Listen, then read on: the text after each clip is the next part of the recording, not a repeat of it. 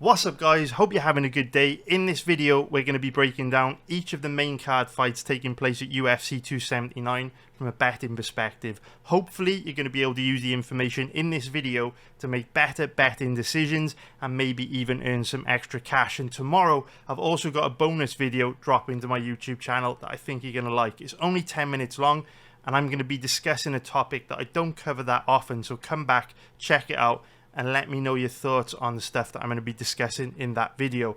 Also want to let you guys know that I currently have a rare opportunity for you to join my live betting group. As many of you will know, I earn a living from live betting on MMA, and I share all my live bets with people within my live betting group. Now, spots in my live betting group are pretty much permanently sold out. Over the last 3 years, they've been sold out for the vast majority of the last 3 years, and the reason why there's a cap on the number of people that can join the group is because the more people that try to bet the same thing in live betting at the same time, as many of you will know, that makes the odds decline pretty rapidly and suspend more frequently. So I set a limit at the number of people in my group, and because of that, because people don't leave very often, spaces don't come up to join very often, but there are a couple of spaces available at the moment. So if you want to join the group, check it out. I think you'll like it a lot. If you join and you don't like it, I'll give you your money back anyway. It's no problem. Just DM me, send me an email through the website. I'll give you a refund. It's no problem. But like I say, it's sold out for the vast majority of the time, which kind of tells you guys what to expect if you get in. I think you'll find a lot of value in it. But that's as far as I'm going to go for like the sales pitch, because it's out of my comfort zone. I don't like selling stuff. But the live betting group is a pretty... It's a good opportunity if you watch every single UFC event and you like betting on UFC. Check it out. So if you'd like to join, all you need to do is come to the homepage of my website, MMABettingTips.com. Leave a link to that in the description below. And if you come all the way down here, you'll see in-play membership. Click Learn More, and you can sign up on this page when it loads. And like I say, if you sign up and you don't like it, just send me an email, send me a DM, do a refund, no problem. But most people are going to find a lot of value in it. Just give it a try. Anyway, what I also want to talk to you guys about is, I think it's about time we did an over-under live stream. I'm really conscious that the last event wasn't great for betting. This event, it's not great either. You look at the main card, we got a couple big favourites in the main event and co-main event who are very likely to win. These fights are kind of scrappy and difficult to bet. And as you guys know, over-under bets is something I perform extremely well on. If we go to my website and we look at my over-under profitability chart, should probably have shown you the live betting chart as well before I tried to sell you a live betting subscription. But anyway, as you can see from this chart, I do perform really well on over-under bets. They're one of my best performing category of bets. Across a sample size of 94 over-unders, I've made a profit of about 21 units, which is a pretty good return. I don't bet that many over-unders. I like to keep it really tight, just like I do with my straight bets on MMA. But as you can see from the results table, our win rate on over-unders is pretty good. So I'd like to do an over-under live stream for you guys this weekend, where hopefully I'll be able to dig up some decent bets on this card from an over-under point of view. So the way that live stream will work is, as soon as this video gets 200 likes, I'll put out a live stream where I will go through every single fight on this card, break it down from an over-under point of view to try and dig up some really good value over-under bets. Now, I haven't looked at the over-unders on this card yet, because generally speaking, max bet limits and liquidity on over-unders is really, really low until a day or two before the fight. Like, you're better off really placing, if you want to place a lot of money on over-unders, you're better off placing them on the day of the fight, because that's when liquidity is going to be at its highest. That's when you're going to be able to get the most money down on exchanges and brokerages. So yeah, if you want that live stream, I'll go through every single fight on this card. I'll let you know whether I think the over or under on each fight is better from a betting point of view, just looking at the odds, which one's going to give you the better risk to reward ratio, the over or the under. And I'll also point out if I think there's any really good over under bets that you should probably take a look at pretty seriously. So as soon as this video gets 200 likes, I'll do that live stream. So if you're watching this video now, this video is going to get a lot more than 200 views. Just hit the like button for me now. As soon as we get those likes, I'll throw the live stream out. You know, obviously it would be a lot better for us to do the live stream Thursday. Friday night would be perfect just after the weigh-ins. Friday night just after the weigh-ins is like the perfect time of the week to bet before the odds kind of react to what we see at the weigh-ins with, you know, size differences and that kind of thing. We saw a couple of huge size differences last week. I was planning on betting Jacqueline Buckley last weekend, but when I saw how much bigger than him, you know, Imavov was at the ceremonial weigh-ins, I pumped the brakes on that one big time. So it'd be great to do that live stream on Friday night. No one wants to be watching streams on Saturdays. I mean, that sucks. Fight day, we've all got other stuff to do to get ready for the fights. So hit that like button for me. We'll get that live stream going, and hopefully we can dig up some bets. Like I say, I do perform really good on over-unders. Obviously, we've had some nasty downturns, little bit of nasty variance here, little bit of nasty variance there, but over the long term, you can see our results are trending upwards quite nicely. Nice little uptrend there. And like I say, if you did want to join the live betting group, you can see my live betting results. If we scroll down, there we go. There's the live betting results. So you can see pretty much non-stop profit over the last 6 years. And I've been live betting myself a long time before that. Pre-fight betting on UFC is very difficult. I mean, live betting's not easy either, but that is how I make my living.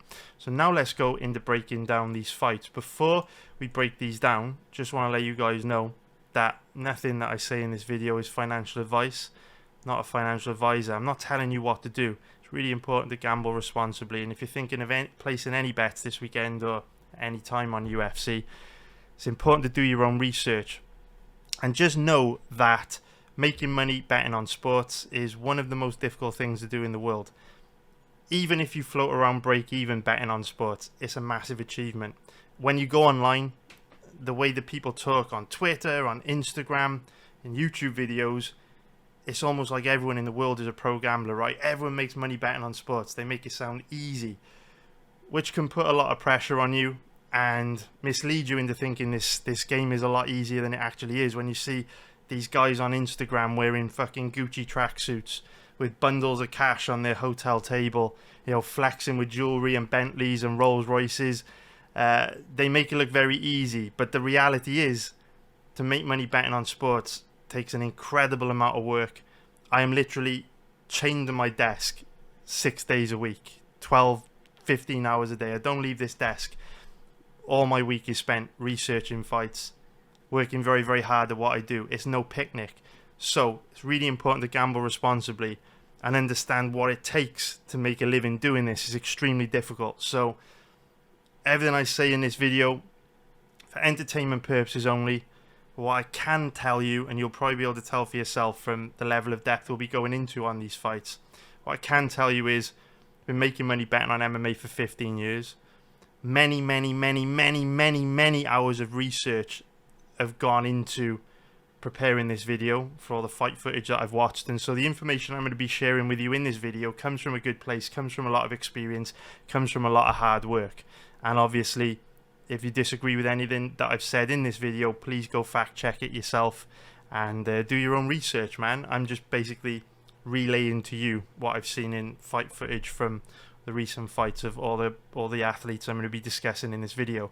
So let's get into it. Let's start off by talking about the first fight on the main card, which is going to be Johnny Walker versus Ion Cutelaba. And I've also got to remind you guys, if you like these breakdown videos, you want to watch breakdown videos for all the other fights on this card, all of the prelim matchups, again, head over to my website, mabettingtips.com, link in the description below. On there, I post breakdown videos for every single fight and every single UFC card. But for now, we're breaking down the fight between Johnny Walker and Ion Cutelaba, which is one of the most interesting fights from a betting perspective on this card. So, Ion Cutelaba is a pretty big favourite at odds of around 1.50, which is going to be minus 200 for an implied probability of 67%. And Johnny Walker is a pretty big underdog at average odds of around 2.80, which is going to be plus 180 for an implied probability of 36%. So I guess I was surprised that Cutelaba is this big of a favourite in this matchup, but at the same time, I do feel like whoever you bet in this fight, is going to be risky. I really feel like this is one of those matchups for the guys that love those kind of dog or pass bets, because neither Cutelaba nor Johnny Walker are the kind of fighters that you can rely on. There's no one in the world this weekend that is going to be able to feel confident on how this fight plays out, because both guys are so tough, both guys are so scrappy, both guys are so dangerous, but both guys are so chaotic, and both guys have got so many weaknesses that the other could potentially exploit. It's going to be really, really difficult to feel confidently about either guy going into this matchup. And for that reason, if you do want to bet this fight, I think it's a no-brainer to take Johnny Walker. I think he gives you by far the better risk-to-reward ratio, but that doesn't ignore the fact that he does have major weaknesses that Cutelaba could potentially exploit. Let's talk about some of those weaknesses now. Let's break this one down. So Johnny Walker is 30 years old, 6'6", with an 82-inch reach. And Ion Cutelaba is 28 years old, 6'1", with a 75-inch reach. So the tail of the tape gives us our first reason to start to lean more towards Johnny Walker being the bet with the better risk to reward ratio here. I'm not saying Johnny Walker is more likely to win, but there are certainly more things to like about betting Walker as a big underdog than there are Cutelaba as a big favourite, because we can see here he's got a pretty big size and reach advantage. At 6'6" with an 82-inch reach, he should tower over Cutelaba, and he's also got a very nice 7-inch reach advantage, which is absolutely huge. When I look at this fight, in many ways I'm looking at it as a classic striker versus grappler matchup. While it isn't, because both guys can mix it up everywhere, I feel Walker's big strength here is going to be on the feet, and I think Cutelaba is going to have the advantage on the ground. What's interesting about the size and reach of Walker is that it's going to give him, I'm not saying an advantage in any area, because I think Cutelaba can win the fight standing up and on the ground, but the size difference and the reach advantage for Walker makes life more difficult for Cutelaba in any area that this fight takes place, because on the feet Cutelaba is going to have to get inside that huge frame of Johnny Walker, inside that huge reach, and Cutelaba is not a particularly technical striker, and he's not particularly good defensively either. We know that if you make one mistake, Johnny Walker has got the timing, the speed, the power to kill you dead in a fraction of a second.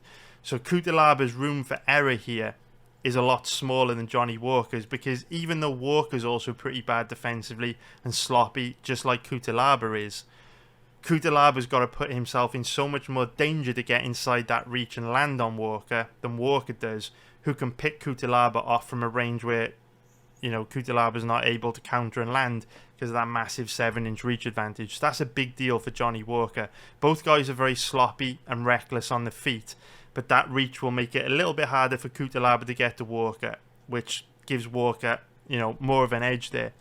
If you look at guys that Walker's been facing recently as well, you know, someone like Thiago Santos. Santos is a much more technical striker than Ion Cutelaba, moves much better, reads his opponents much better, gets inside much better than someone like Cutelaba, is faster, is more powerful, is more accurate than Cutelaba, and yet he struggled to deal with the size and the reach of Walker. So if the size and reach of Walker, the footwork, the movement is going to give someone like Thiago Santos problems, you can bet your ass is going to give someone like Cutelaba problems too. So on the feet, skill for skill, while both guys are sloppy and reckless, I think Walker's got the advantage. I think that size is a huge edge here, and Walker's obviously extremely dangerous. He's got legit one-shot KO power in every limb on his body, and we've seen Ion Cutelaba wobbled, dinged, eat big shots many times in the UFC. Chin's pretty good, he's tough as nails, but he's still there to be hit. And Walker's the kind of guy that you really don't want to give him an opportunity to land clean and hard, because we know he can put your lights out with one shot, no problem. But we do know that Ion Cutelaba, despite being an exciting fighter that is often involved in these stand-up wars, he actually does have a base in grappling. And in this fight, based on past performances, he certainly should have an advantage on the ground. But things get really complicated when it comes to grappling in this fight, because both Cutelaba and Johnny Walker are the kind of fighters that gas out extremely quickly if you force them to grapple.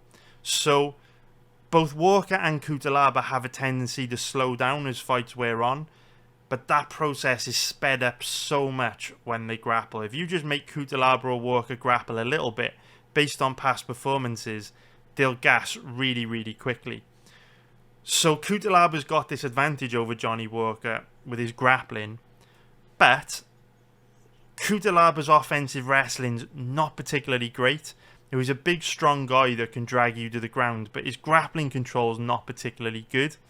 That might not be a huge issue here against Johnny Walker, because if you go and watch Walker's fight against Nikita Krylov as a good example, Walker is pretty easy to take down and extremely weak off his back. But where this fight gets even more complicated from a grappling point of view is that we know when it comes to grappling, size really matters in MMA.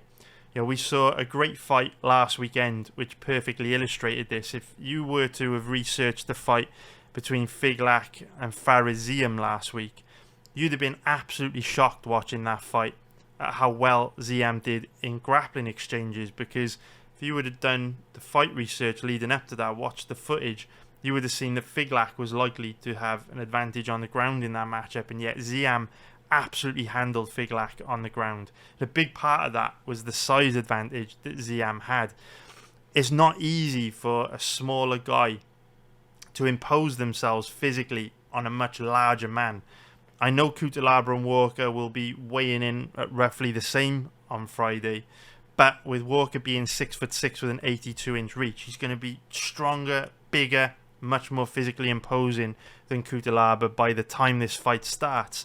And as a result, it won't be easy for someone as small as Cutelaba to take down and hold down a much bigger guy like Johnny Walker, unless Walker accepts being in bad positions on the ground, unless Walker gets put on his back and doesn't make much of an effort to get back up to his feet. Now, what you usually see from Walker is that when he's got energy, I'm not saying his takedown offense is amazing or his ability to work his way back up to his feet is amazing. Like, his takedown offense and ground game is generally really bad. But when he's got energy, at least he tries to work through bad positions, and at least he tries to work his way back up to his feet. I think that makes the early stages of this fight extremely difficult for Cutelaba, because if he can't get Walker to the ground and keep Walker on the ground, if he uses a grappling heavy game plan early, he risks burning himself out, because remember we said Cutelaba is the kind of guy that gasses pretty bad if he grapples. So if he doesn't manage to rack up many points and hold Walker down for long early, he risks exerting a lot of energy with his grappling to not achieve very much. And then when tired, he's going to be forced to stand and bang with Johnny Walker. And what I would say about Walker is his takedown offense and ground game becomes progressively worse as he gets more and more tired, but so does Ion Cutelaba's offensive wrestling and grappling control.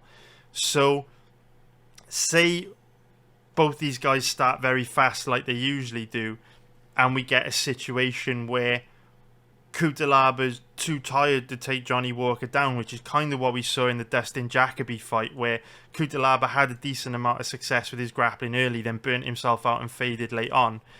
If Cutelaba is too tired to shoot takedowns and get this fight to the ground, I think if you've got a tired Johnny Walker and a tired Ion Cutelaba, I think Walker does better in that dynamic, because he's a much more dangerous striker than Cutelaba even when tired, and his size and length and reach is going to make it much easier for him to land on a tired Cutelaba than it will be for a tired Cutelaba to get inside a big guy like Walker and land.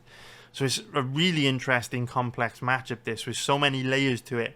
There's so many different things to think about, which is why it's so difficult to feel confident on either side here, because I could for sure see Cutelaba coming out, implementing a grappling heavy game plan and having a lot of success with Walker giving up cheap takedowns and not making much of an effort to get back up to his feet, like we saw from him in the Nikita Krylov fight. However, Walker's also made exponential improvements over the last couple of years since moving to train at SBG Ireland. We've seen massive improvements to his gas tank, where he was able to go 5 rounds with Thiago Santos without slowing down, albeit at a pretty slow pace. And he just doesn't seem to fight with that style anymore, where he comes out the gate super aggressive in round one, trying to kill everyone, and if he doesn't get a job in round one, fades. Walker seems to be evolving as a fighter and pacing himself a lot better. And we've seen the same evolution with Cutelaba as well. Cutelaba, when he first came into the UFC, was one of these guys that would just try to kill everyone in round one. If he didn't get it done in round one, he would then fade hard. And over the last couple of years, we've seen him mix things up more, use grappling heavy game plans, and look to spread his output out across 15 minutes, where he's going to be able to perform better over 3 rounds rather than throwing everything into the first round. So both these guys, are young light heavyweights. They're still evolving, still discovering themselves, and they are getting better and better from fight to fight. But I do think we're seeing bigger improvements from Johnny Walker. And so what I am really conscious of in this fight is the last time we really saw Johnny Walker grapple was all the way back in March 2020.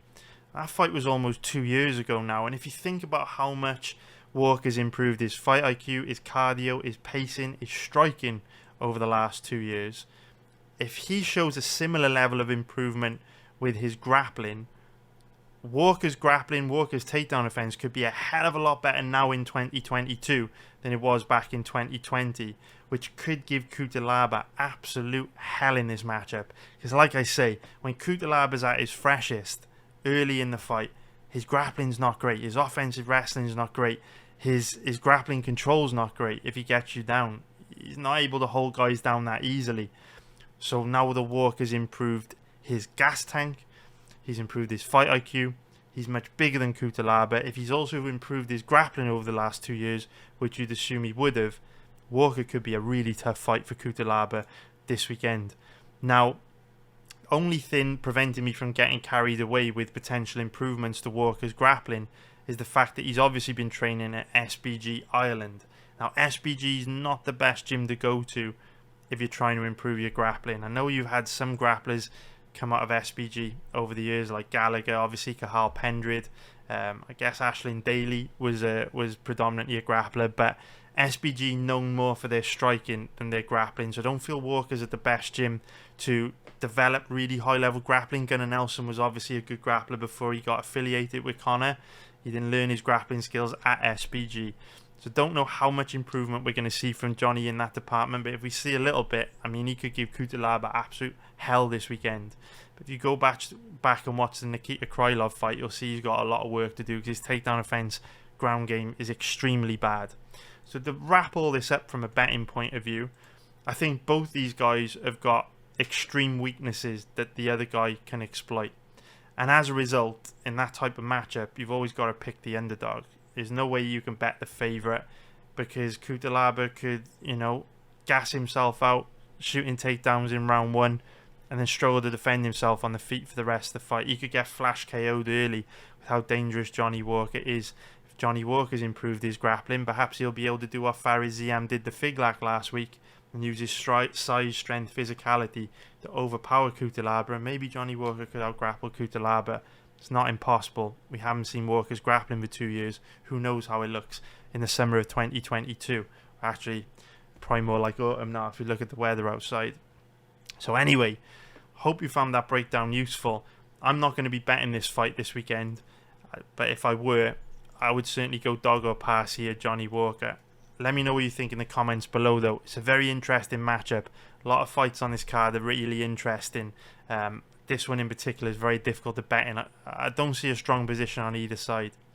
So now, let's break down the next fight on this card, which is going to be Irene Aldana versus Macy Chiasson. So if we start off by taking a look at the odds on this one, we can see that the odds have been improving on Irene Aldana. You see a little bit of an improvement there. She's currently around odds of around 1.57, which is going to be minus 175 for an implied probability of 64%. And if we take a look at the odds on Chiasson, she is currently around an average of 2.50, which is going to be plus 150 for an implied probability of 40%. So the bookies see this as roughly 60-40 in favour of Aldana. So Aldana's 34 years old, 5'9", with a 68.5-inch reach. even feels crazy when I say that. Aldana's always felt like this young, hungry, up-and-coming prospect. Kind of crazy that she's already 34 years old. I know she's been in the UFC for a while. She's been fighting in Invicta for a long time before that.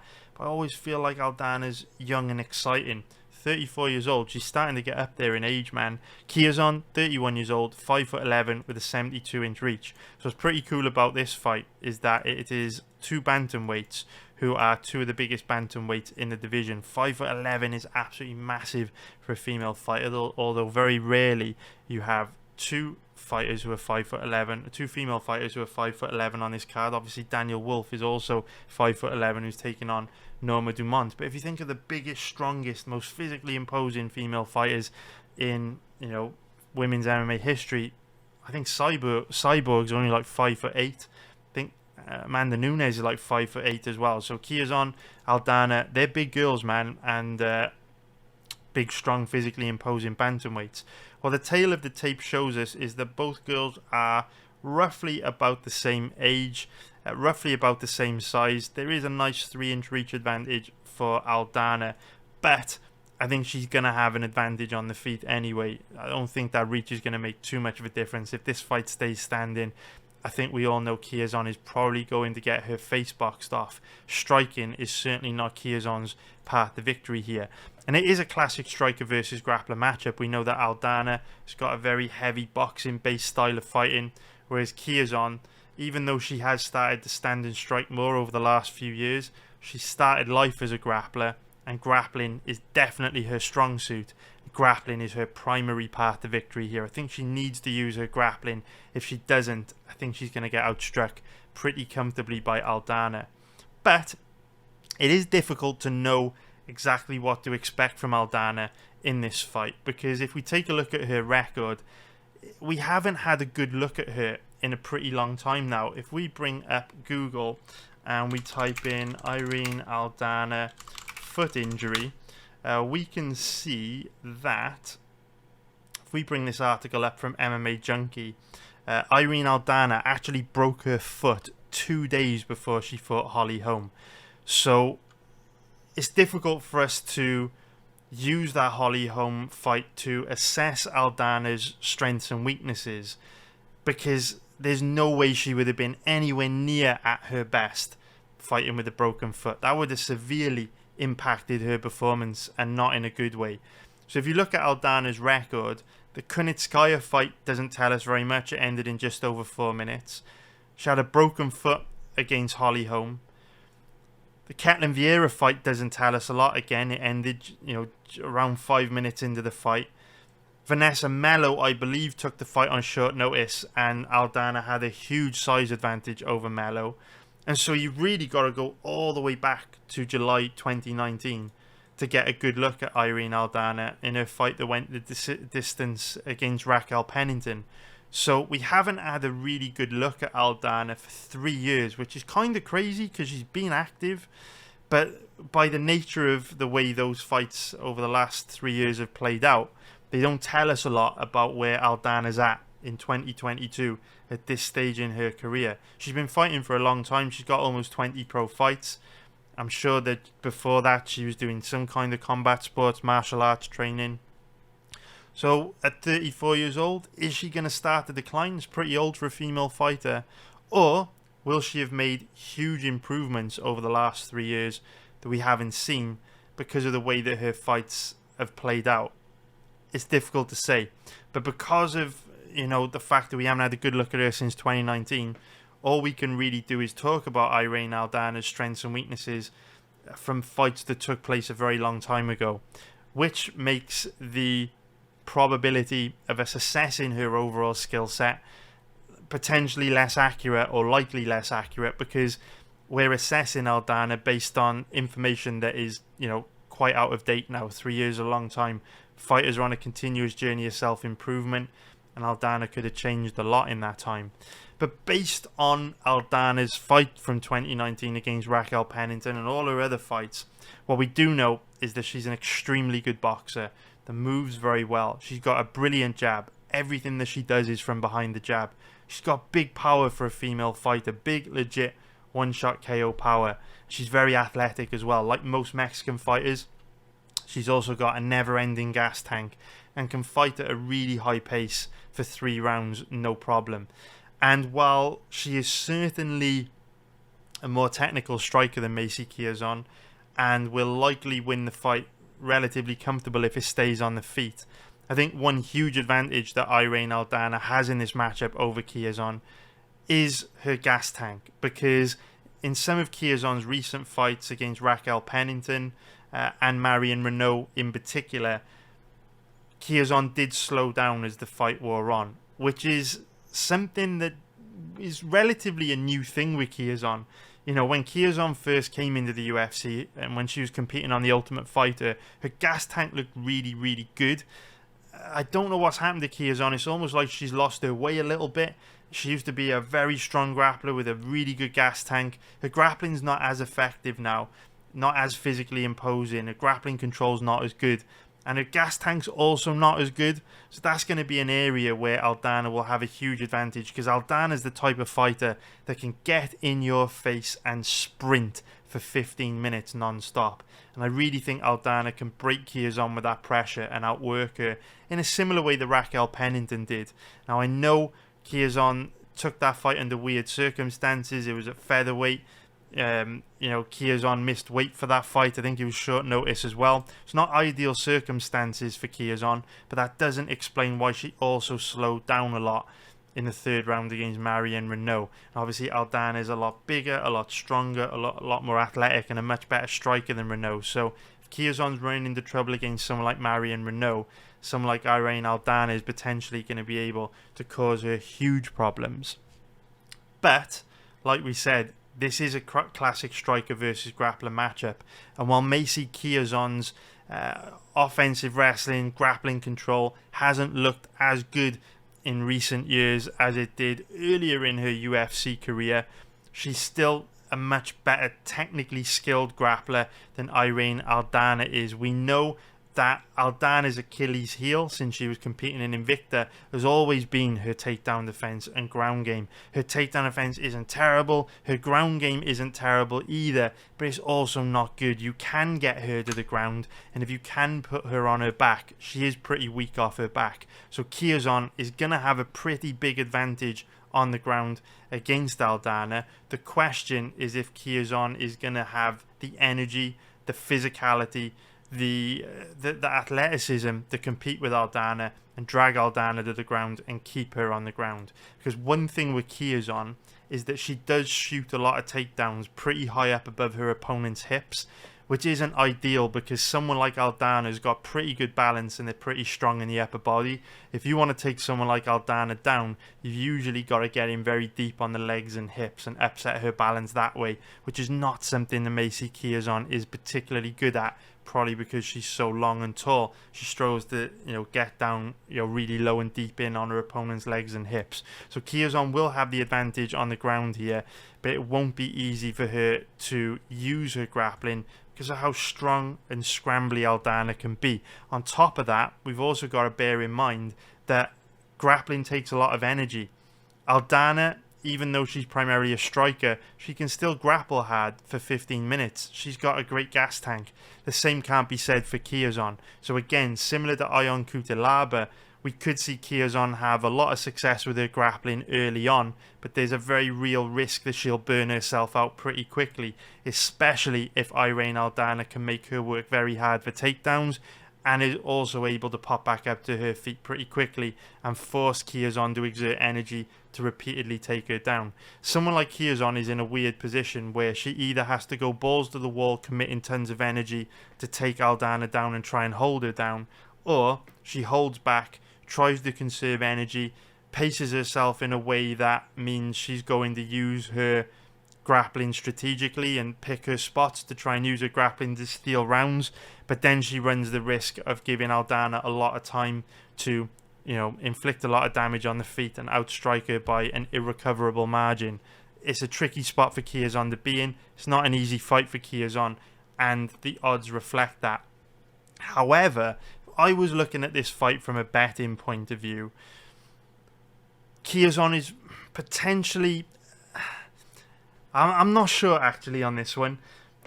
I generally hate betting on fighters that I know will slow down a lot more than their opponent as the fight wears on.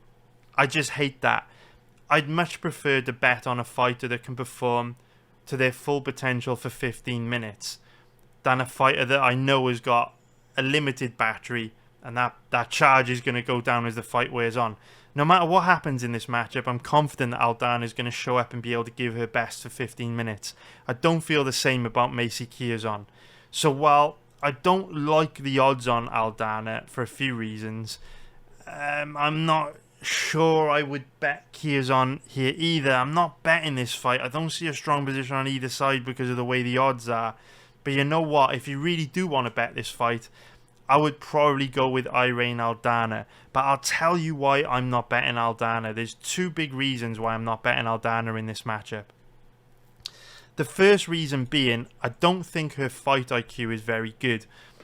Over the years, I've noticed that while Aldana is probably one of the best boxers in the bantamweight division, she's also one of these fighters that seems to fight to the level of her opponent. It doesn't matter whether you give her Amanda Nunes or fucking Raquel Pennington or Betch Correia. It doesn't matter. You can give her Lucy Pudilova, Tanita Bernardo, Caitlin Chookagian. It doesn't matter who you give her. The point I'm trying to make is, if you match up Irene Aldana with Amanda Nunes, Aldana will probably make it a close fight because she's skilled enough to compete with Amanda Nunes everywhere. But she fights to the level of her opponent. So if you throw her in there against Raquel Pennington, she'll find a way to make that really close too. It's almost like she has some kind of mental block where she can't just run away with the fight and put it on her opponent. She, for whatever reason, makes fights close. And if you go and watch her fight against Lucy Pudilova, Leslie Smith is a great example, or Betch Correia in particular. You know, a lot of people had Aldana down 2 rounds going into that 3rd round. You'll see what I mean. She just holds back a lot. And because of that, she often struggles to put her stamp on rounds. I don't feel her fight IQ is great. And fight IQ is a very difficult thing to improve. You either are able to work things out in the octagon in the heat of the moment and make good decisions, or you're not. Fight IQ is one of the most difficult things to improve. Aldana's not great in that area. I'm not saying Chiasson is either, but when you have bad fight IQ, you often make catastrophic decisions in fights that really cost you. And as a result, I just don't like betting big favourites in MMA that have bad fight IQ. And Irene Aldana definitely has bad fight IQ. Another reason why I wouldn't bet Irene Aldana as a big favourite here is that she has proven to us that we can't trust her to show up and fight healthy.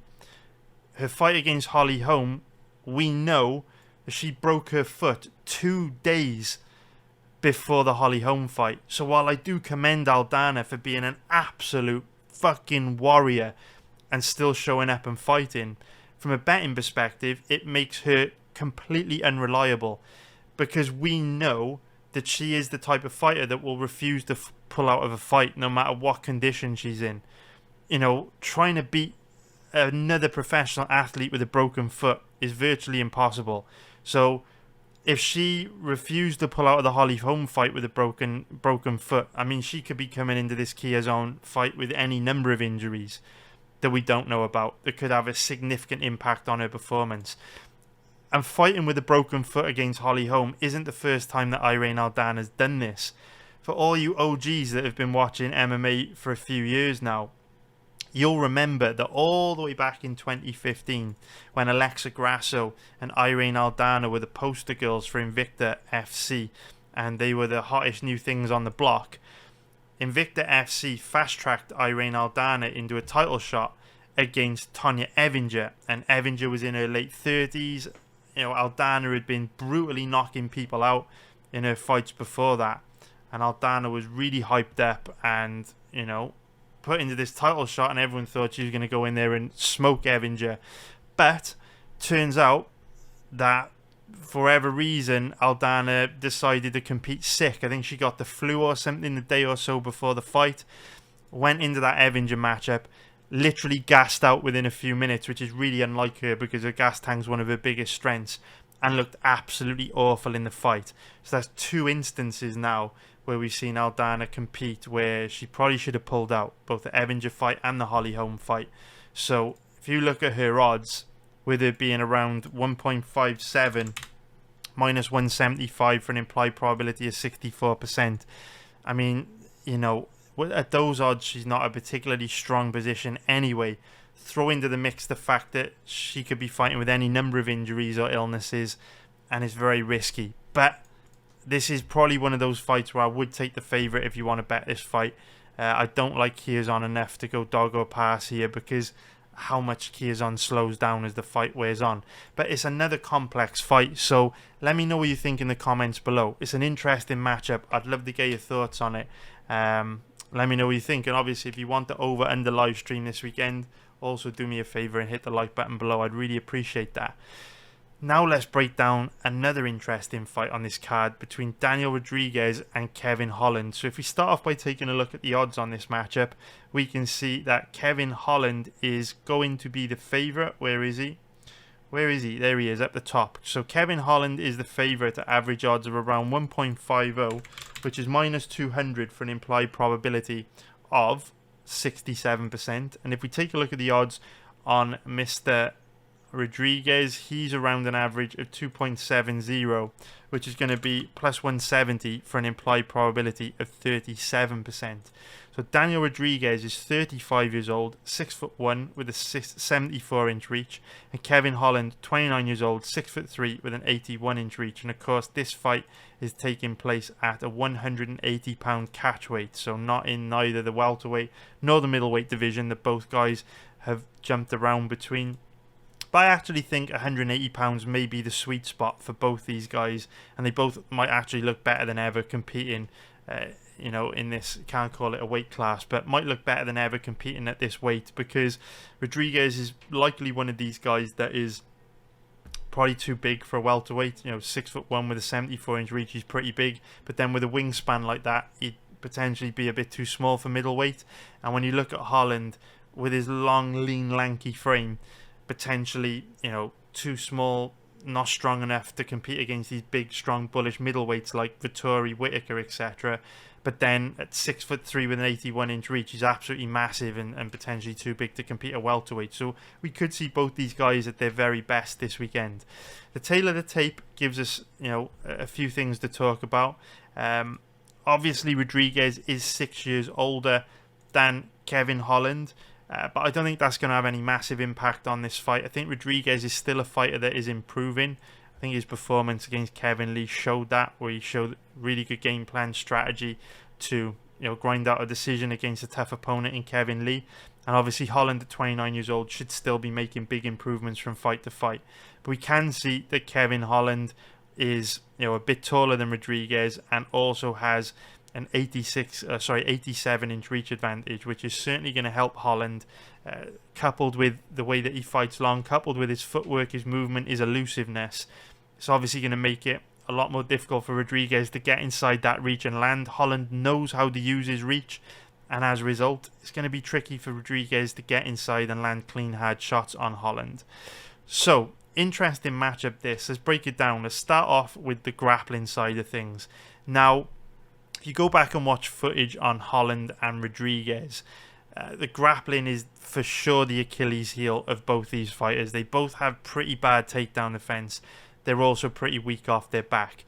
If you take either one of these guys down, it's usually pretty easy to rack up a lot of top control on them, and you don't need to be a particularly good grappler either to get these down and rack up a lot of top control on them. Now, when it comes to their ability to work their way back up to their feet, Holland is definitely better at it. Holland is a lot more scrambly. You know, we've got examples of him against Jacare, for example, where he found himself on his back, looked insanely scrambly off his back, and Jacare just couldn't deal with him on the ground. But then we've also got other examples of Holland against guys like Derek Brunson, Marvin Vettori, where those guys have put Holland on his back and he's literally laid there for prolonged periods doing absolutely nothing. So the difference between these two is when you take Rodriguez down, he lays on his back and he's very easy to control because he doesn't have the skills to work his way back up to his feet. Whereas when you put Holland down, for whatever reason, he makes a conscious decision to spend too long on his back due to bad fight IQ and a lack of urgency. So that's the difference between the two. I want to make a point of that because I always feel with Holland, he has such huge weaknesses in his game. How weak he is off his back at times being one of them. But in other fights, he's shown that he knows exactly how to work his way back up to his feet. And when he actively tries, he's very good at doing it. So I always feel Holland is one of these guys where we can wait for a flip to suddenly switch one day. And he suddenly becomes difficult to hold down because he's got the skills. He just doesn't use them enough for whatever reason. Similar to Irene Aldana that we spoke about in the last breakdown. There's a lot of... When I say mental issues with Holland, I don't mean in terms like mental health or anything like that. I just feel, you know, when GSP said that fighting was 90% mental, it's because a lot of fights are decided by strategy, game planning, decision making, tactics. And I feel Holland's very weak in those areas. I feel Holland's striking and grappling is not terrible, but his strategy, game planning, fight IQ and tactics are. And you need a combination of the two. And so Holland is a difficult fighter to read because at moments he shows you flashes of brilliance and he shows us that he can do exactly what he's supposed to do. But decision making, poor decision making and his mentality often gets in the way of making those decisions at the correct times when he needs to make them.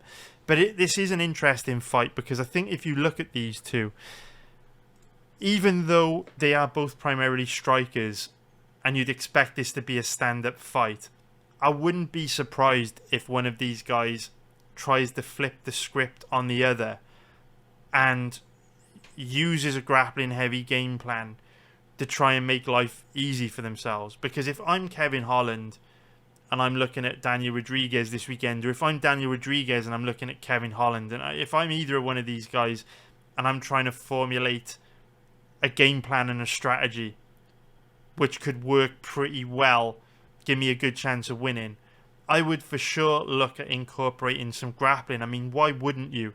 Neither of these guys have particularly good takedown offense. They're both weak off their back. So I wouldn't be surprised to see one or both of these guys try and use a bit of grappling in this matchup. It's rare that they do. You know, these guys prefer to stand and bang. You see very little grappling from either of these guys.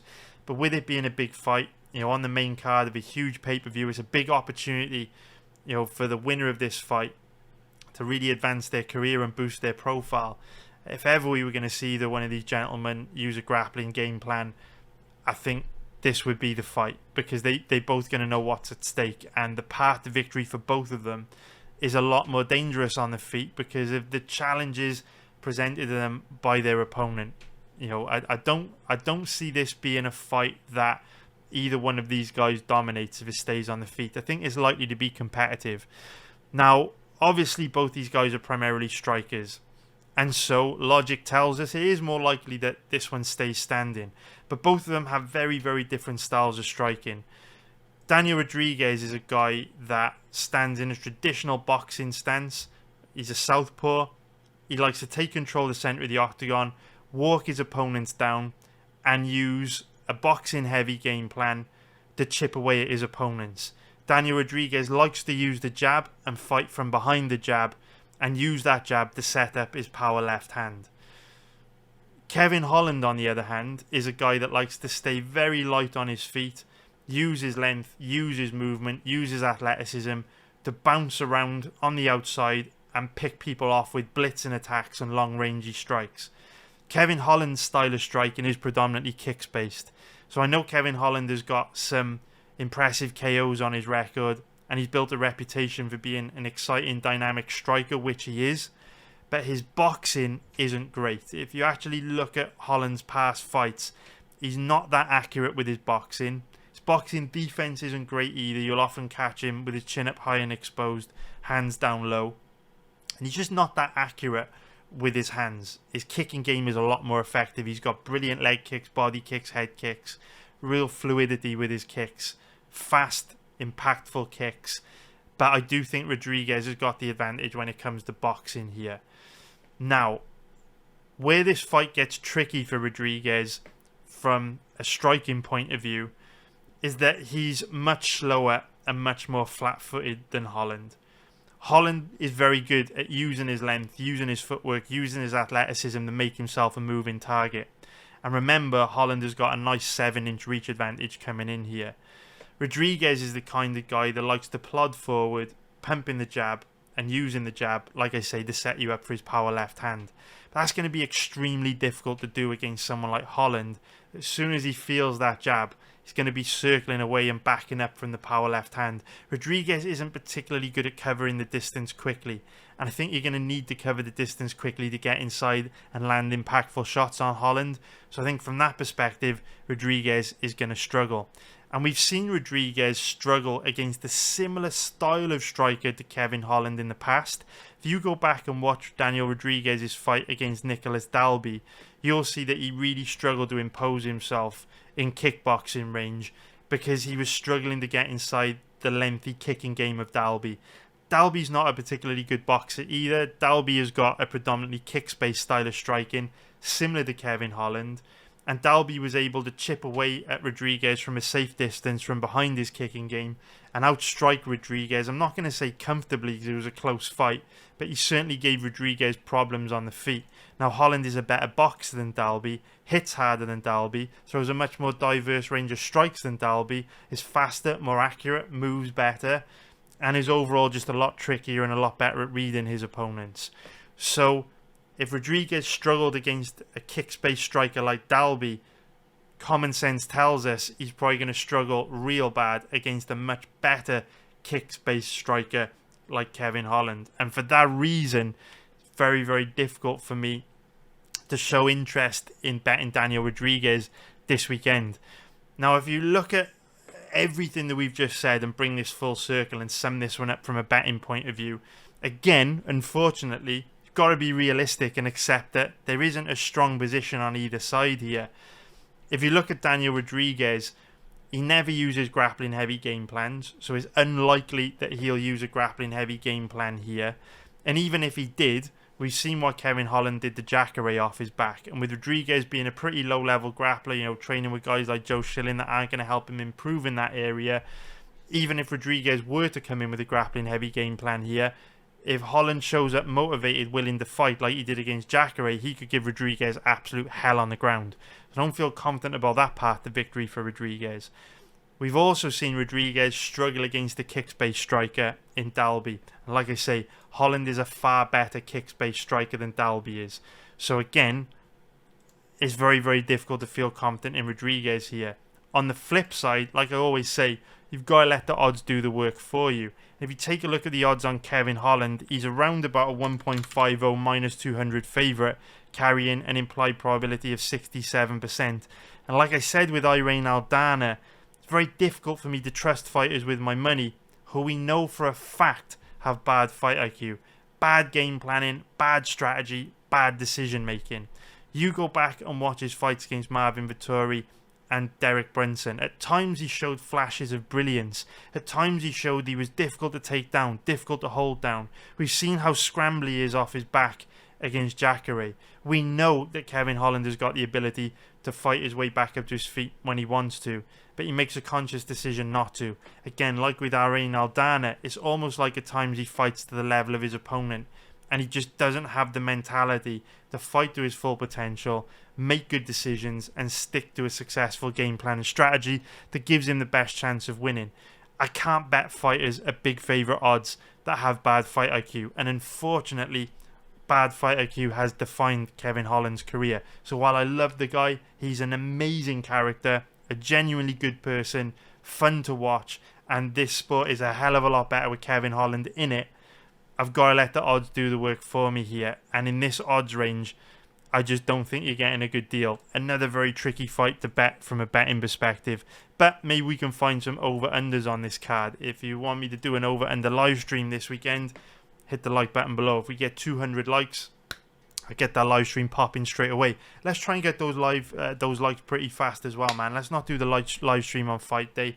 Let's try and get it going Friday night after the weigh-ins, because that's the best time to place bets on MMA, after we can see the ceremonial weigh-ins, scope out the size difference. We see on the tail of the tape, Kevin Holland and Daniel Rodriguez. Looks like there should be a size advantage there for Holland, but until we see them face off at the ceremonial weigh-ins, very difficult for us to gauge the scale at which size can have an impact on how a matchup is likely to play out.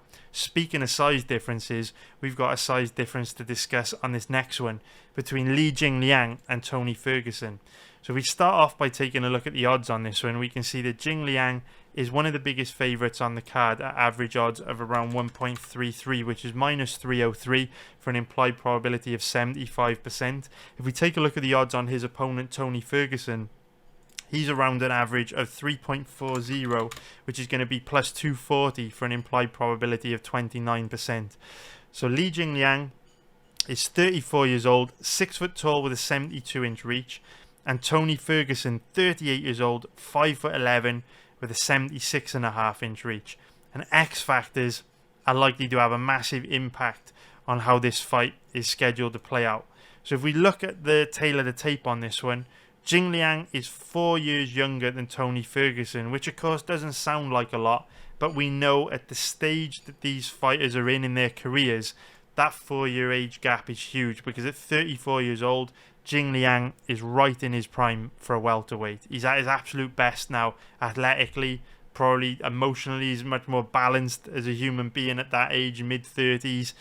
You know, he's in his absolute prime right now, whereas Tony Ferguson at 38 years old, way past his prime. He's going to be declining significantly from fight to fight. And whereas sometimes we have to read between the lines and, you know, use trends and most likely outcomes to gauge how much a fighter may have declined at this age, we had to do that when Dominic Cruz fought Marlon Vera recently. When you have guys like Tony Ferguson, we have seen cold hard evidence of steep decline over the last few years. Getting absolutely manhandled by Charles Oliveira, Beneil Dariush, being a human punching bag against Justin Gaethje, and of course after briefly wobbling Chandler in round 1, getting pretty easily handled by Chandler in his last fight as well. So we know Tony Ferguson's on a very steep decline. We've got evidence of that. Jingliang is going to be at his absolute best here. But I think the biggest X factor for us to pay attention to this weekend is going to be size, because obviously throughout Tony Ferguson's career, for the most part, he has competed in the lightweight division. You can see his last fight against Michael Chandler was at lightweight, and of course Tony Ferguson was in the lightweight title picture for a big chunk of his career. For some strange reason, this fight against Jingliang is at welterweight. So when you look at the tail of the tape, it doesn't look like there's a major size difference here. Jingliang is 6 foot tall, Tony Ferguson's 5 foot 11, nothing major there, and Jingliang only has a 72-inch reach, whereas Tony Ferguson has a 76.5-inch reach. So that's great, right? On paper, at least, Tony Ferguson has the reach advantage there. But we know that over the last few years, Ferguson has looked very frail, very physically weak, whereas Jingliang is an absolute tank, a powerful, physically imposing, athletic human being. And if Tony Ferguson was looking weak in the lightweight division against much smaller fighters like Justin Gaethje, Charles Oliveira, Beneil Dariush, Michael Chandler, imagine how physically weak he's going to look against a big, strong, natural welterweight. Jingliang has been able to hold his own in the physicality department against pretty much every welterweight he's ever fought. Aside from Chimaev, no one's outmuscled Jingliang. And so if Ferguson's getting ragdolled and dominated physically by lightweights, I mean, look, Charles Oliveira even fought at featherweight in the past. Can you imagine Jingliang at featherweight? Never going to happen. So with Ferguson getting ragdolled by these lightweights, I can only imagine what a guy like Jingliang is going to do to him. So if we look at how these two guys match up from a technical point of view, obviously Jingliang's big weakness throughout his career has been his grappling. His takedown offense is bad, his ground game is very bad. And to be fair to Tony Ferguson, he does have a base in wrestling. He started life as a wrestler, and he is a high-level Brazilian Jiu-Jitsu black belt under Eddie Bravo, which is a pretty illustrious black belt to hold. We know that Tony Ferguson is nasty on the ground. However, we also know that if you punch a black belt in the face, becomes a brown belt, punch a brown belt in the face, becomes a purple belt. And we also know that on the ground over the last few years, Tony Ferguson has looked physically weak. So while Tony Ferguson will be the more technically skilled grappler on the ground, He's got to get Jingliang to the ground and then be able to impose himself on Jingliang to the extent that he can hold Jingliang down or put him in a bad position. I think that's really unlikely when you look at how young, he's not young for 34, but when you look at how strong and athletic and powerful Jingliang is and how weak Ferguson's looked over the last few years, I just don't see Ferguson being able to impose himself on Jingliang and be able to use his grappling here. I could be wrong. Like I say, Jingliang's grappling is awful. But last weekend at the Gan versus Tuivasa card, we saw how much of an impact size had on the Farizian versus Figlak fight and also the Imavov versus Buckley fight. And I think that the size of Jingliang can really close that technical skill gap on the ground between Ferguson and Jingliang. Now on the feet, this is a really, really, really bad stylistic matchup for Tony Ferguson. Because while I do get that Jingliang is wild and reckless and bad defensively, he's also a fucking good boxer with legit one-shot KO power in everything that he throws. He's got good combinations, fast hand speed, he's devastatingly accurate, he hits really hard. If Jingliang has got the power in his hands to one-shot KO tough welterweights like Santiago Ponzinibbio and Muslim Salikov, what hope does a 38-year-old Tony Ferguson have to stepping up to welterweight to fight the bigger, stronger, more dangerous man in Jingliang? We know that Ferguson has looked physically weak recently. We know he's very easy to hit. We know he's a lot slower than he used to be. And we know he's not reading his opponents particularly well. I know that guys like Justin Gaethje hit hard. I know Chandler hits hard. I know how Oliveira and Dariush hit hard. But Jingliang is a much bigger man than these guys. And he's a boxer with good, accurate strikes that he can use to deliver a death shot at any time. So I think this is a horrific stylistic matchup for Tony Ferguson. I'm really disappointed that the UFC did this fight. I hate to see them destroy legacies of absolute legends of the sport like Ferguson. I don't know why they couldn't have done Tony Ferguson, Nate Diaz on this card instead. Would have been a much more fair fight. But they are well and truly throwing Ferguson to the wolves here. I think Jingliang's probably going to brutally knock Ferguson out a very high percentage of the time. And it's a real shame that the UFC are doing that to Tony, because I think he deserves a lot better. I think he earned I think he earned the opportunity to, go out on a high. I think there's plenty of other welterweights or lightweights you could have given Tony that, while he may not have been able to have beaten them, also may have been able to put in a respectable performance, and not get absolutely killed like Jingliang's likely to do to him. But, we were saying the same things about Luke Rockhold recently against Paulo Costa, and Rockhold, was able to make the best of a bad situation and turn out a decent performance against all the odds. I really hope Tony can do the same, but with how nasty Jingliang is on the feet, I won't hold my breath. Now let's break down the main event of this card, which is another extremely strange fight and kind of makes me, again, I love the UFC. I do love mixed martial arts. I make my living betting on MMA, dedicated my life to this. But fights like this, fights like Jingliang versus Ferguson, they do make me dislike the UFC, because I just think whether, guys like Ferguson and Diaz have been too outspoken about the promotion and pissed Dana off over the years, I think the amount that they've sacrificed, their health, their relationships, they probably haven't earned tons of money considering how much damage they've taken throughout their career, how many chronic recurring injuries they're probably going to have to live with. We know Ferguson's had his mental health issues. I mean, think of all the wars Diaz has been in. Just think they deserve better.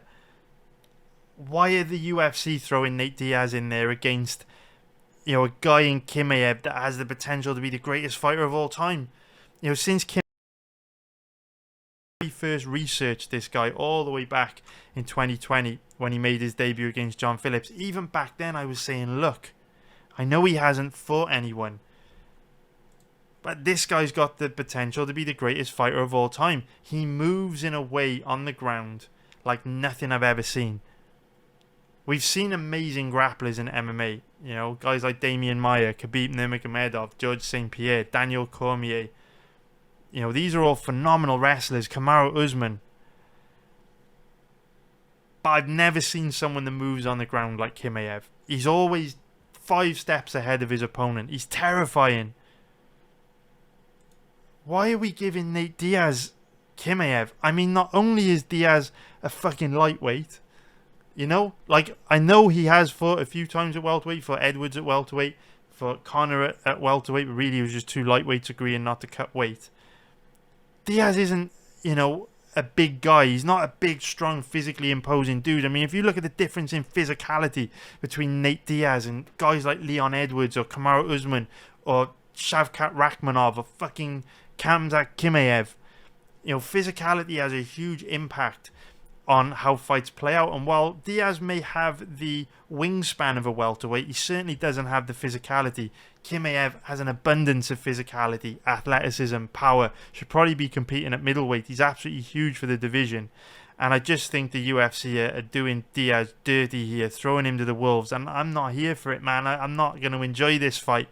I'm not going to enjoy this fight, man. I'm not going to enjoy the Jingliang Ferguson fight, because I don't like to see legends get sacrificed for the sake of entertainment. I mean, who's enjoying this shit, man? Certainly not me. Let's look at the odds. Obviously, Chimaev's a massive favourite. If we scroll all the way down here, the odds for some reason aren't even. Where are the odds? Where are the odds on this one? Can't actually find the odds. What is going on, man? There we go. No. Okay, so the odds aren't on best fight odds. Probably tells you all you need to know about this fight, right? I'm surprised the bookies are even taking bets on it. Surely the odds are going to be on here. They're not. Right, okay. Let's bring up odds checker. I'm pretty sure Chimaev is like 1.09, right? Last time I checked, something like that. Where are we?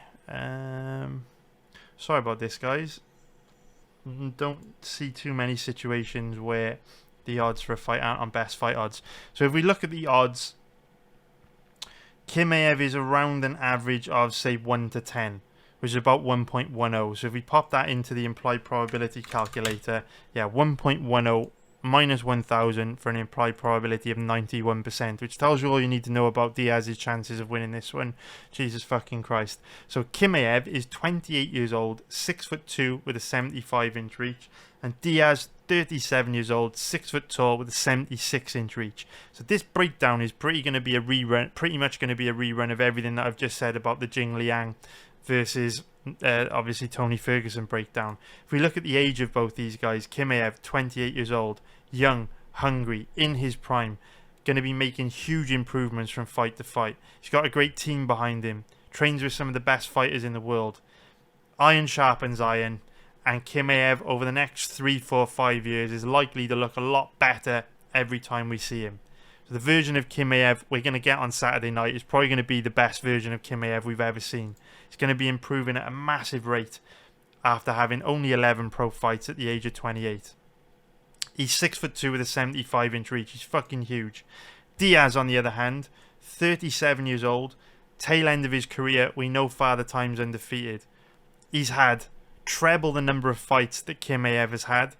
Over 30 pro fights. He's been the distance a bunch of times, been rocked, dropped, wobbled, knocked down a bunch of times, taken an ungodly amount of damage throughout his career, suffered several significant injuries, and as a result is going to be declining big time from fight to fight. And we've seen this from him over the last few years. Diaz is still a tough fucker though. The heart of a lion, a true warrior, and the kind of guy that you have to practically kill in order to beat, which is probably why the UFC are doing this matchup, because the fans that just want to bay for blood and see someone get the fucking life beaten out of them are going to love this one, because Diaz is probably tough enough to hang in there and take a beating against an exciting, very talented, up-and-coming fighter in Chimaev that is probably the future of the UFC. But that's all going to come at the expense of guys like Diaz, who, like I say, are being sacrificed here to boost the profile of Chimaev amongst, you know, your average fan that just wants to be entertained on a Saturday night and see someone get killed. It's not for me. It's not for me. It's pretty sick matchmaking in my opinion. And like I say, it's not like I've got some controversial opinion on this. Like a lot of people are saying the same thing online. When Nate Diaz did his interview with Breck Okamoto this week, Nate was literally saying, I don't want this fight. I've never wanted this fight. The UFC keeps saying I asked to fight Chimaev. I never did. I still don't want to fight him now. I asked them if I could fight Ferguson, Chandler, Conor, all these guys. And they ignored it. And they just threw him in there against Chimaev as well. So what are we doing, man? What the fuck, Dana? Dana, I love you, but what the fuck, man? Nobody needs to see this shit. On paper, doesn't look like there's much of a size difference. Chimaev 6'2" with a 75-inch reach. Diaz 6 foot tall with a 76-inch reach. So in the normal circumstances, right now I'd be saying something like both guys are roughly about the same size, but we know they're not. They may be in wingspan, but there's a huge difference in physicality here. Chimaev, big, strong, aggressive, powerful bull. An insane amount of physicality.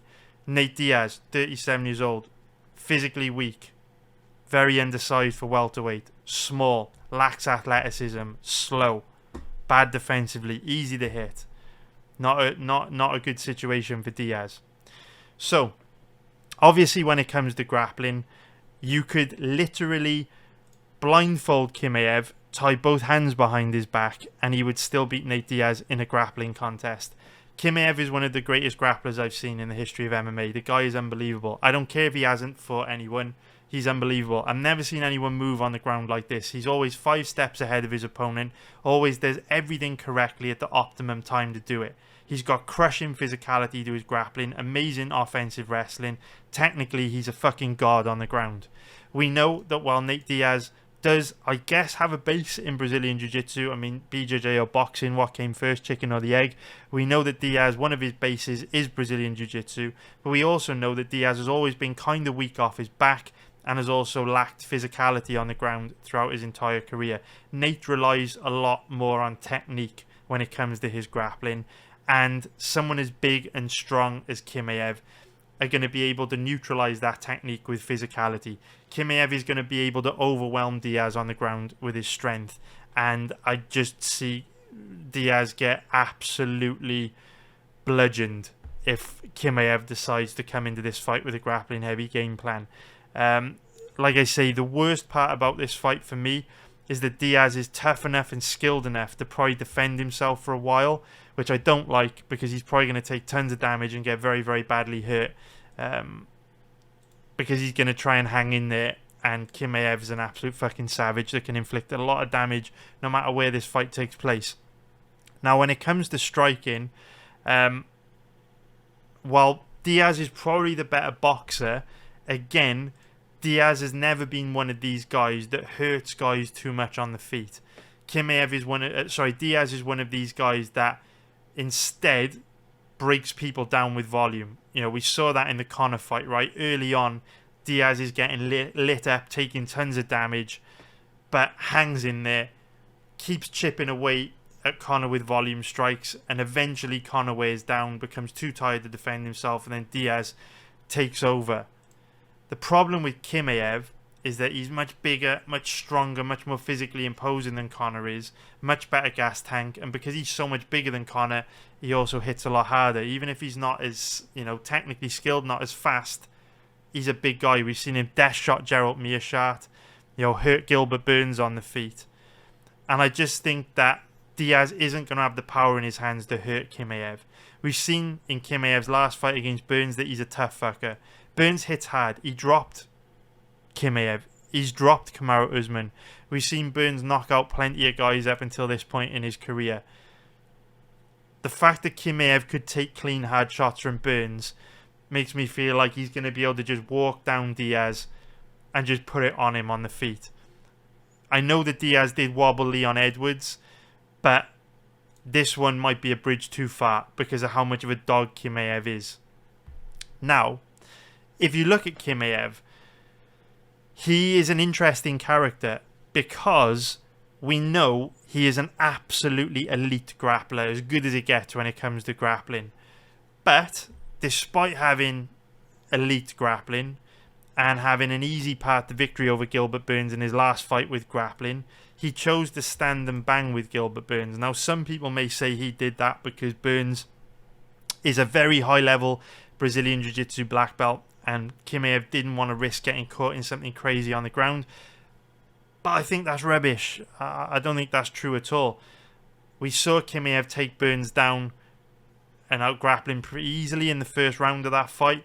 And again, we know that Chimaev has got a big size and physicality advantage over Burns. Chimaev should be fighting a middleweight. We've seen Burns start his UFC career at lightweight. And while I agree, Burns is a very dangerous Brazilian Jiu-Jitsu practitioner, there's a big difference in physicality. And Chimaev has that crushing grappling control to neutralize Burns' BJJ. And that's why we saw Chimaev take Burns down easily in that fight and neutralize his grappling in round one. But then Chimaev chose to stand and bang in the second, third round of that fight. And even when he started to get tired and take a lot of damage in the fight, and even after Burns dropped him towards the end of round two, Chimaev didn't really show that much of a willingness to grapple after that. It was almost like Chimaev was trying to prove a point, that he could stand and bang and dog it out and win a stand-up fight against, a top welterweight like Burns. And he obviously achieved his goals. He got the win, but he put himself in a lot of danger doing it and wasn't the smartest game plan. But the way I would look at this fight against Nate Diaz is, if Chimaev was determined to come in, prove a point, stand and bang with Gilbert Burns and get into a crazy brawl and try and knock Burns out, I mean, you've got to expect the same thing against Nate Diaz, right? I know that in most of Chimaev's fights he's used grappling heavy game plans. In his first 1, 2, 3, 4 fights in the UFC, he just came out, shot a takedown, dragged his opponent to the ground and just beat him up on the ground. But then he showed a completely different side to his game and used a completely different game plan against Gilbert Burns. Gilbert Burns is far more dangerous than Nate Diaz at this stage in his career. So if Chimaev's going to fight like that against Burns, I think you can virtually guarantee he's going to try and win a stand-up fight against Diaz too. He knows knocking Diaz out would break the internet. It would be huge for his highlight reel. It would go viral. It would hype him up to levels never before seen. Can't say levels never before seen, but Chimaev would be crazy hyped, right, if he knocked Diaz out. And who knows, he may be able to leapfrog Kamaru Usman into getting a title shot. With Leon Edwards seemingly healthy, ready to go. An impressive win over Diaz puts Chimaev in a really strong position. If Chimaev just takes Diaz down, beats him up on the ground for a couple of rounds before Diaz becomes, too tired, too hurt to defend himself, is that going to earn Chimaev a title shot? Probably not. So I would expect Chimaev to come out fast, aggressive, looking to knock Nate Diaz out, looking to win a stand-up fight to give him the best chance possible of getting a title shot. Now, would that be the smartest thing to do? Probably not. Well, depending which way you look at it, right? It's not Chimaev's easiest path to victory, but it might be a gamble Chimaev's willing to take, being this young in his career. If he really wants a title shot and he thinks he could beat Leon Edwards easily, it's not a bad gamble to take at 28 years old with only 11 pro fights, to come out and try and knock Nate Diaz out and make a claim. Stake your claim for a title shot. It could be a calculated gamble, because there's a pretty good chance Chimaev can cause Diaz hell on the feet. And while they're both fresh, I'd actually bank on it because of how much more physically imposing and powerful Chimaev is. But what did surprise me watching Chimaev's fight against Gilbert Burns back in the cold light of day, what surprised me about this fight when I watched it earlier this week, was how quickly Chimaev started to look flat. By about the midway point of round two, Chimaev was starting to look pretty tired on the feet. And so that does present opportunities for Nate Diaz, because his fight against Leon Edwards showed that even though he has declined a lot over the last few years, he still has a good gas tank and he's still an absolute dog. Is he able to take as much damage as he used to? No. Is he able to inflict as much damage as he used to be able to? No. Is his gas tank still as good as it was in his late 20s? It isn't, but it's still pretty good. And if Chimaev does start to gas out, towards the end of the second round, going into the third round, this is a 5-round fight. And if he's going to be stubborn and refuse to grapple, like we've seen his stablemates, Albert Duraev and Magomed Ankalaev, they've been reluctant to grapple. If you look at Duraev's fight against Buckley, Ankalaev's fight against Thiago Santos, where he got wobbled a couple times and still refused to grapple. If Chimaev is coming into this fight with a mindset that I want a title shot and I will not take Diaz down, I'm going to knock him out on the feet by any means necessary, and show the same attitude he showed against Burns, who knows what could happen. Now, I would need to make myself very clear, because whenever I talk like this, people are always like, oh bro, you are crazy to give Diaz a chance in this fight, and I completely agree with you. It is so unlikely that Diaz wins. Chimaev would not be a 1.10 favourite, minus 1,000 favourite, if Chimaev was unlikely to win. Chimaev should win this a disgustingly high percentage of the time. The matchmaking's awful, and I hate how the UFC are throwing Diaz to the wolves this weekend. But I do think if Chimaev comes out looking to stand and bang like he did against Burns, which he's likely to do, I do think there are ways Diaz can make this interesting. And I fucking hope he does, because the last thing I want to see on Saturday night is Diaz get beaten to within an inch of his life just to boost someone up like Chimaev, who, the UFC could have given someone else far more capable, of defending themselves than Diaz at this stage in his career. So, yeah, I get fired up over stuff like this. I think this is a horrible fight, shouldn't be happening. Hopefully Diaz does well. I doubt it. But yeah, obviously Chimaev likely to win this a really high percentage of the time. So I hope you found those breakdowns useful. If you like these breakdown videos, you can find all the breakdowns for all the fights on this card on my website, MMABettingTips.com.